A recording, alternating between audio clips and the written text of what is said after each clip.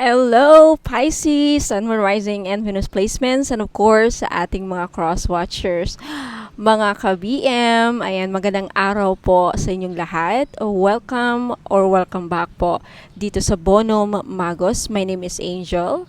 So, in today's video, gagawa po ako ng bonus reading para sa ating mga Pisces. Okay, so Pisces, Sun, Moon, Rising, and Venus placements, alamin natin kung ano ang mapipick up kong energy ninyo. Okay?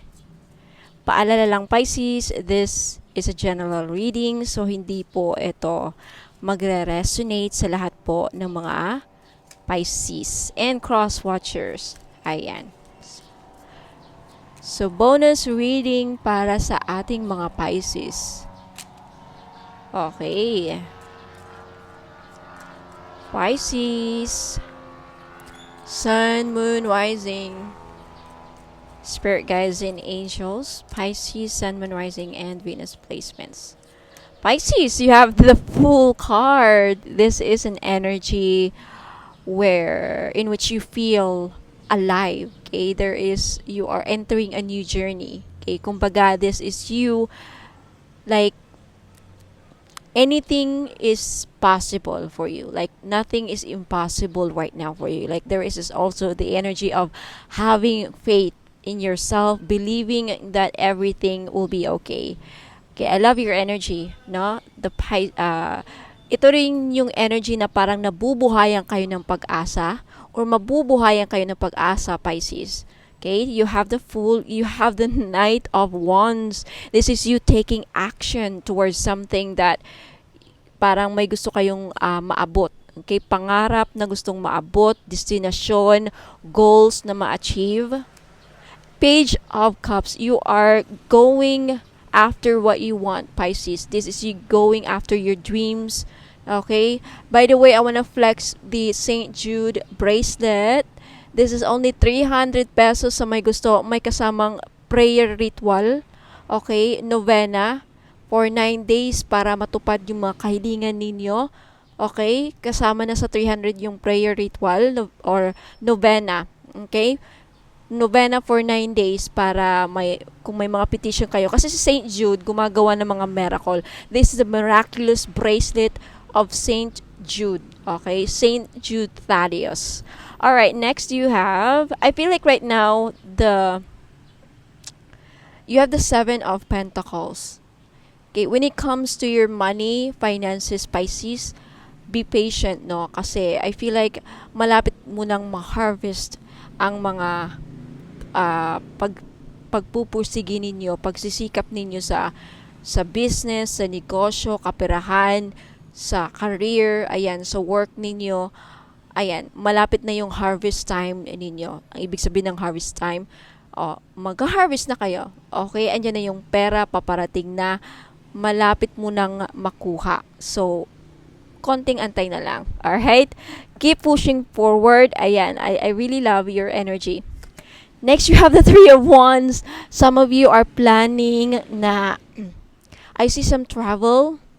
Okay, some of you right now, you are planning to go to abroad. There's energy that you are excited for this new journey. Some of you ay maglalakbay, Pisces. International travel, nakikita ko, could also be domestic lang. Okay? But this is a card of success, no, and victory. May napipick up akong energy na parang masayang-masaya ka, may pangarap kang maaabot or makakamtan, maa-achieve dito. You have the 6 of Swords. I see a lot of travel. There's definitely a short distance travel here. 6 of Wands. Pisces, this 6 of Wands is a card of success, victory, and great achievement and fame. Some of you, Pisces, you are a vlogger, TikToker, social media public figure, ganyan, mga nasa social media, kilalang kilala. Or this could also mean na marami kayong mahahatak or marami kayong makikilala, maraming makakakilala sa iyo, magiging well known, okay? ayan, sa larangan mo. There's also something about that. When it comes to your dreams and fashion, and what do you mean by fashion? Like, whatever you want to create in your life. Kung anong gusto mong gawin sa buhay mo. Magnegosyo, maging artista, maging public figure, maging vlogger, maging sikat na, ano ba, YouTuber, TikToker, kung ano man yan, gamer, ayan. I feel like you are really following your passion here, and it will lead to your success. Pagluluto man yan, anything, pagluluto. Marami na mga nagba-vlog ngayon ng nagluluto, sumasayaw, nagpapatawa, mga comedian. There's something about doing what you really love, and it will lead to a lot of success. Ayan, it will lead, may potential na maging successful ang mga gusto mong gawin or gusto mong simulan or mga plano mo. Okay?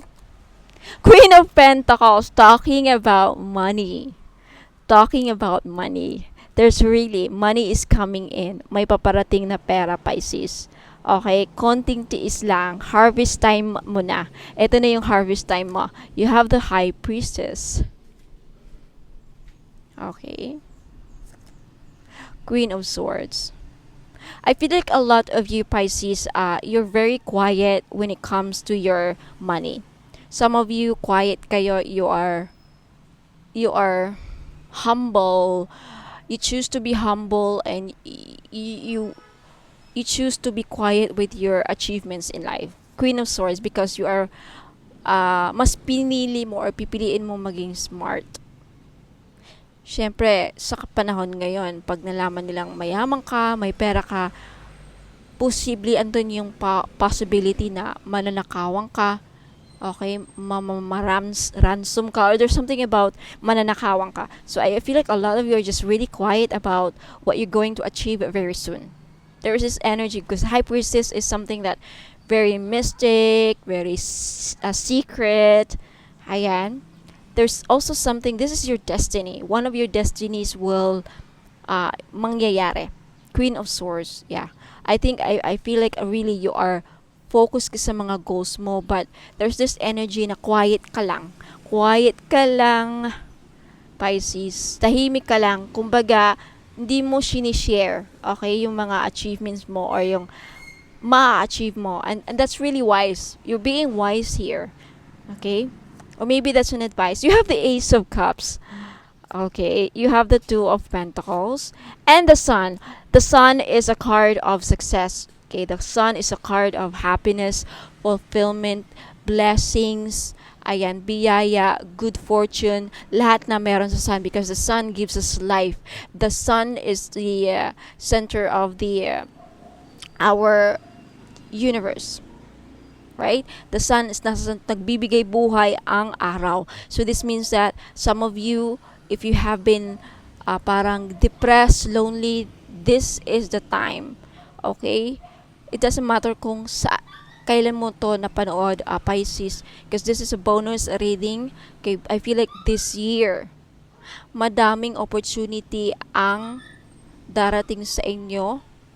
Okay? Kaliwat kanan ang opportunity na magbibigay sa'yo ng sobrang saya, magbibigay sa'yo ng success, victory, and great achievement. And the Ace of Cups, this is something that you've always been longing for. Ito yung parang talagang magbibigay sa'yo ng self-fulfillment. Ano yung self-fulfillment? Ibang saya ang maibibigay sa inyo dito. Parang there's something that you've always dreamed of. Ace of Cups could also be in conjunction with the Two of Pentacles. This is healing. Financial healing, physical healing, mental, physical, spiritual healing. Ace of Cups. Okay? Ayan. Pisces, yung iba sa inyo, may nakikita akong warning, babala. Mag-ingat sa mga magpaplanong magbuntis, mag-ingat sa pregnancy, mag-ingat this year kung kung wala sa plano niyo ang pagbubuntis, kasi posible na yung karamihan sa inyo Pisces this year mabubuntis kayo, and isa yan sa mahihirapan kayo o ma-outbalance kayo sa time and sa pera. But hindi naman yung iba sa inyo magiging problema ninyo ang pagbubuntis or like an announcement of pregnancy, kasi wala sa plano. There is this energy na wala sa plano. Ayan, mahirapan na kayong mag-budget. Okay, but hindi naman siya malaking problema. Hindi siya magbibigay ng malaking problema kasi wala akong nakikitang 9 of Swords. Okay, yun lang. If pangarap ninyong magbuntis, it's a blessing. It's a blessing. There's really an opportunity that would lead to your happiness. Pisces. Okay? Ayan. What else? Tignan natin. This is what you don't see coming. Manage your stress this year. Okay, manage your stress. It's all about your money and finances. Talagang may perang darating. Kaya lang, habaan mo ang iyong pasensya, Pisces. Okay, it's harvest time na. Ano ba sa Tagalog yung harvest? Pag-aani, right? Tama ba? Pag-aani. It's your time para mag-ani kayo ng malaking pera. Okay? Kaya lang, you have to be quiet. Quiet ka lang sa mga ma-achieve mo. Quiet ka sa pera mo. Quiet ka sa mga business mo. Kasi, I feel like someone here is trying to steal your money, Pisces. Okay? When it comes to your finances, may nakikita akong paglalago sa negosyo. Queen of Pentacles and the 3 of Wands and the Fool na parang sa wakas lalago na ang negosyo ko. Okay, may maasahan kayong perang parating, Pisces, sinasabi ko. Okay, balikan nyo ako pag nangyari ito, ha. Magpasalamat kayo sa gabay. Okay, what else? I feel like someone is, when it comes to love life, some of you may be dealing with Taurus, Virgo, Capricorn, Aries, Leo, Sagittarius, Aquarius, Gemini, Libra, Cancer, Pisces, and Scorpio. I feel like someone here someone is trying to get your attention, Pisces. Sorry. Someone here is trying to get your attention. May magpapapansin, or may gusto rin mag-offer ng proposal, may magpaparamdam, may magpapakilig sa'yo, possibly a water sign. Cancer, Pisces. It's a Cancer, another Pisces, or Scorpio ang magpapakilig ng iyong puso this month or this year. Okay? I feel like someone is gustong makipagbalikan sa'yo then. Right? And some of you are like, hindi ko alam. But mag-ingat kasi posibleng ginajuggle ka pa rin ng person na ito. Okay? Ayan. So, Pisces, Sun, Moon, Rising, and Venus placements. I hope nagustuhan niyo yung bonus reading. Let me know if nag-resonate kayo. And, by the way, meron akong i-announce sa mga naghahanap po ng Latino prayer. Okay, i-flex ko lang yung Facebook page ko. Okay. Ayan, Ladybug PH, yung Facebook page ko. Pumunta kayo doon, hanapin nyo sa Facebook, yung Facebook page, Ladybug PH. Andun yung mga Latin prayers. Okay, nakapin siya sa featured. Ayan, nakapin siya dito, pinakauna. 100 each lang. Okay? Lifetime po ito, no expiration, prayer sa Latin. Okay, meron tayong prayer for employment, sa mga naghahanap ng magandang trabaho, prayer for home ownership kung gusto niyo makapagtayo ng bahay. Meron din tayong prayer for debt freedom kung gusto niyo lang mabayaran yung mga loans ninyo para matapos na yung mga problema ninyo sa utang. Ayan. Very bestseller sa akin yung debt freedom. Okay, you also have prayer for protection sa mga mangkukulam, mga inggit, lahat na. Okay, any kind of protection that you need. Andito lahat kay financial prosperity, prayer for justice, prayer for business success, good fortune, pangsugal, prayer kung gusto manalo ng loto, manalo sa sugal, sa ano pa mang klaseng sugal. Suertres, yung sugal na yung cockfighting, ano ba yan? Yung sa manok, sabong, o yung mga ganyan, basta mga ganyan mga klase na sugal. Alright, so punta lang kayo doon and mag-message kayo sa Ladybug PH Facebook page. Okay, so Pisces, maraming salamat. Huwag muna kayong aalis kasi meron pa akong i-flex na mga items na baka magustuhan ng iba dyan.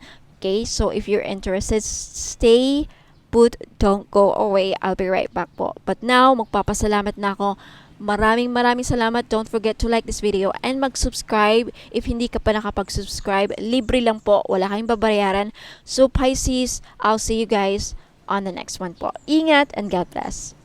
Sa mga naghahanap po ng mga pampaswerte, meron akong Wanfu necklace. This is a Chinese pampaswerte. Okay, Wanfu, nagdadala ito ng blessings, prosperity, abundance, good fortune, ayan, pampaswerte and happiness. Ayan. So, this is only 300 pesos. May libre na siyang red bracelet. Kaya wag na kayong magpahuli. Okay, message me sa Facebook page Ladybug PH kung gusto nyong bumili. Sa mga naghahanap naman po ng money magnet oil or pampaswerte, panghatak sa kaperahan. Okay, I have money magnet oil for only $2.99. May libre ng red bracelet. Ayan, wag na kayong pagpahuli mga madam and sir. Iilan na lang po ito. Okay, ipahid nyo lang sa pulso, sa kamay ninyo or sa likod ng tenga ninyo. Ayan, kahit saan pwede nyong ilagay. Okay, pwede nyo lang din dalhin kung ayaw nyong gamitin. Ayan, pampahatak po ng pera. Okay, mag-message po kayo sa Facebook page ko, Ladybug PH po. Ayan mga madam and sir, sa mga naghahanap po ng mga evil eye bracelets, ayan, meron tayong pangmalakasan. Okay, lakas makasosyal to mga madam. For only 300 pesos each. Ayan, paunahan po sa pagbayad. Okay, message nyo po ako sa Facebook page, Ladybug PH. Ayan, okay, because sa ngayon pa lang, as of now, okay, madami nang bumibili. Okay, magiging bestseller ko ata to. Okay, so ayan, wag na kayong pahuli, okay? Message na kayo. Ayan, mga madam and sir, welcome back. Ayan, so mga naghanap po ng pampaswerte. Ayan, meron po tayong jade necklace. This is only 300 pesos each. Ayan, pampaswerte sa sugal, pampaswerte sa buhay, lahat na po. Pampaswerte sa pag-ibig. Yan, jade is for good luck. Kaya kunin nyo na. Okay, message nyo po ako sa Facebook page, Ladybug PH. Ayan, mag-message po kayo. Sabihin po ninyo, ma'am, pabili po ako ng jade necklace, 300 pesos.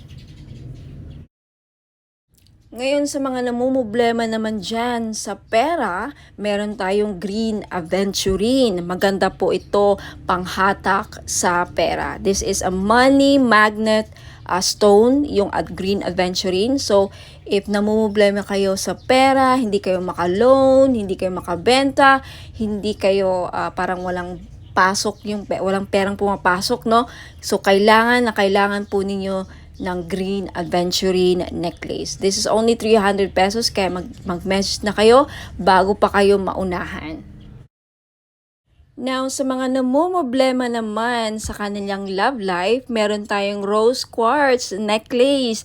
4 pieces lang po ang available sa ngayon. Pero wag po kayong mag-aalala kasi magre-restock po ako in the future. So, sa gustong bumili, ayan, mag-message lang kayo sa Facebook page, Ladybug PH or dito sa Facebook page if nakapost po ito sa Facebook page. Ayun, mag-PM na po kayo. Okay, so yung rose quartz po ay tutulong sa inyo na ma-in love lalo ang yung person. So, gamitin nyo po ito, okay, during or pag nasa tabi po ninyo ang inyong mga minamahal sa buhay. O, di ba? Ayan, so yung rose quartz din po ay nakakatulong para maging maayos ang takbo ng iyong love life. Last but not the least, yung citrine necklace po. Alam naman natin na yung citrine is the stone, merchant stone. Okay? So, ibig sabihin yan, yung mga merchants or mga sellers.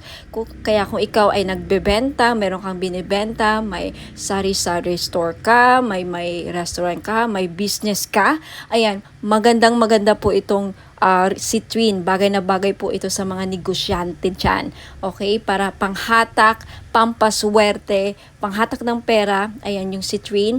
And talagang mabibenta ninyo yung mga binibenta ninyo. Lalo-lalo na dun sa mga nagbibenta ng lupa. Ayan, pwede rin yung citrine. Ayan, kung meron kayong binibentang kahit anong binibenta. Okay? This is the seller's stone, kumbaga. Kaya, ayan, kunti lang yan. For sure, maraming bibili nito, kaya paunahan lang po sa pagbayad. Kaya huwag ka nang magpahuli, mag-message na kayo sa Facebook page, Ladybug PH Tarot. Kung ito nakapost sa Facebook page, ayan, mag-PM na po kayo. Sa mga naghahanap po ng mga diffuser bracelets, ayan, naka-promo sale po ako ngayon. 799 po for only 3 items. So, ano-ano yung mga items na yon? Diffuser bracelet, money magnet oil na 299. Ngayon, isa-sale ko na. And of course, hindi mawawala ang ating all-in-one powerful red bracelet. So, for 3 items, 799 na. So, mag-message lang kayo kasi I think this is only 5 pieces available yung set. Now, sa mga gusto namang bumili lang ng money magnet oil lang ang bibilhin nila, okay, this is only 299. Ayan, may libre ng red bracelet. Kaya ano pang inaantay nyo? Naka-promo yan ngayon. Ngayon lang yung pag hindi naubos yung red bracelet. Kaya mag-message na kayo sa Facebook page. Hanapin ninyo Ladybug PH.